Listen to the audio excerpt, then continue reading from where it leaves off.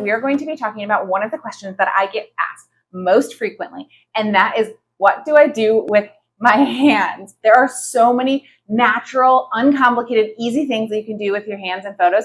So we are going to go through each of those right now, and let's get started. The very first set of things that you can do with your hands in photos is put them in your pockets. If you're wearing something that has pockets, this is such an easy go-to position to have, because when you put your hands in your pockets, it naturally creates a nice bend in your elbows. It makes it naturally that your arms are not pressed right up against your body, creating this like illusion of more skin there than there really is. If it's off of your body, it's much slimmer. So when you have your hands in your pockets, that happens naturally and it looks great. Also, it gives you just like a place to put them where you don't feel awkward, and then you can focus more on your face and your body language and moving around in your legs. So that's always my go-to starting position at any shoot. If somebody has pockets, we just start with them there because it's just really comfortable. The next super easy go-to natural thing to do with your hands is holding something. So if they have a prop, this is almost as good as pockets. You can have a purse where they hold it with two hands in front of them or with one hand, or if you have a jacket, you can have them holding their jacket over their shoulder or in front of them or off to the side, or if they have like a bouquet of flowers, that works really great. A cup of coffee works really great, having like a cup of anything that you're holding. Yeah, anything that you can incorporate. It also tells a little bit more of the story, so that's an added bonus as well.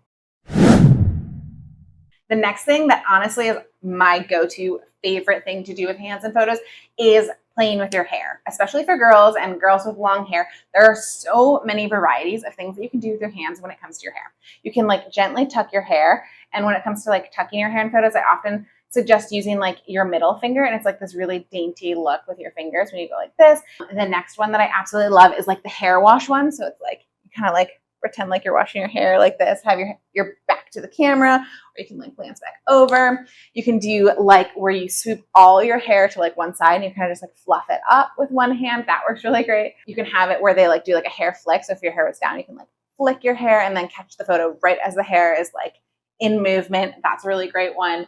Another really good one with hair is like having like one strand, like playing with the end of your hair where you have like one strand, you like look off it, you have the end of your hair. Another really great one is like have them pretend like they're putting their hair up. So like if their hair was down, then they would just like kind of put it in a faux ponytail. You can have like one hand like this. You can have like it bunched really tightly in one hand and then kind of like pull the hair this way. That's like a really good like kind of editorial one. Yeah, the possibilities with hair are just like endless, and it always looks natural. It always looks beautiful. It kind of draws attention to this frame around the face. So really always one of my favorites. You don't have pockets. You don't have props. You've already exhausted all the hair options.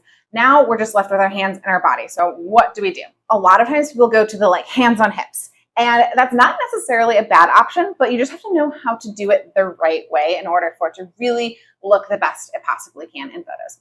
So instead of having your hands like this, where you're kind of like all of your fingers are there, a lot of times it's better if you flip your hands the other way so that your thumbs are there.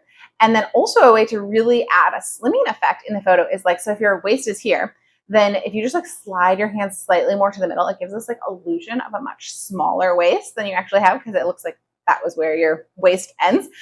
So that's really a great one. And then another one is just like resting your hands on the tops of your thighs. So I'm going to give you guys a quick video demonstration of what this would look like.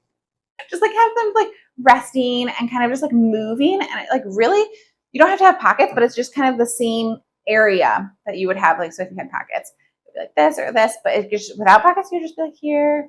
Same as like if you were to have back pockets, just like kind of resting here in this general area. That is it for today's video. See you next one. Guys. Yeah, so